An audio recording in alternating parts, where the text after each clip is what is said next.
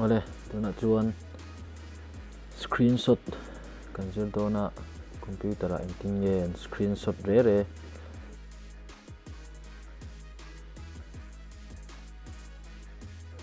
tuna hian kan ti don ni no lok pui nge ka bai sia chuan Google Chrome kan lutanga Google Chrome kan lutanga lo langa patang Google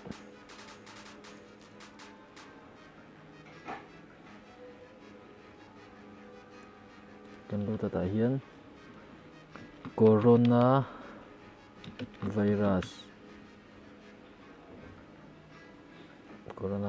news in India ti kan type ang kan search ang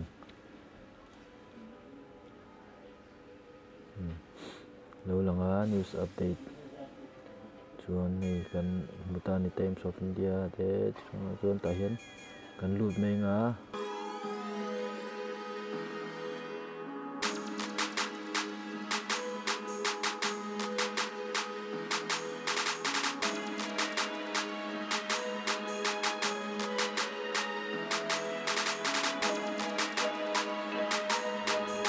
screenshot dia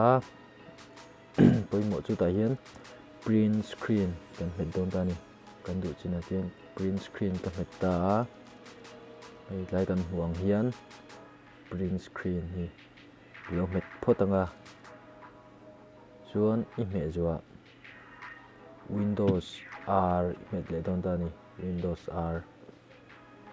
ni Windows R hi Windows R hi lo metanga chuta chuan BRUSH brush chunga chuan brush chunga yen tarang chuan ta hian lo langa hi brush chu lo langa control V kan matang tikan sina ka screenshot lai mouse kan scroll lo lang ta ni chuan chu control met pa in mouse scroll thei ta ni tian mouse scroll theya control me pa in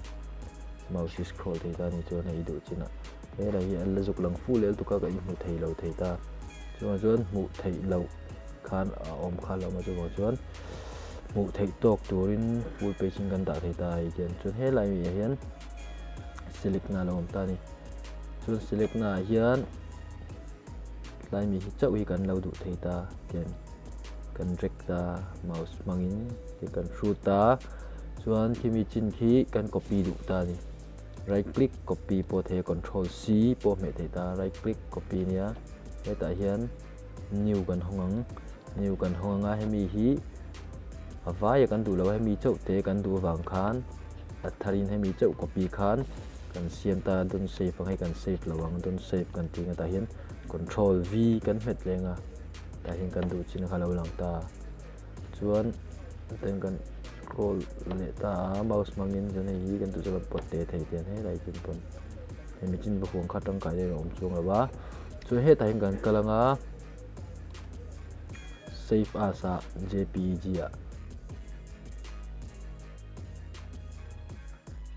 an save ang chan chu JPG hi phone manga thla kan han lak te po hi JPG format ani kha shit turani chuan JPG kan click a chuan kan save tu na lai kha desktop kan save tu chuan desktop kan save nga ta hian corona virus update in India kan save nga save kan click mai non ta ni chuan hi kan sanga hebo chuan kai ta hin coronavirus update lo ta hi kan screenshot chu hi lo ta ni kan ka screenshot dan chu lo ni mai ta ni kung mai again min lo subscribe sak turin le min lo like saka min lo share sak turin ka som tak me chu ni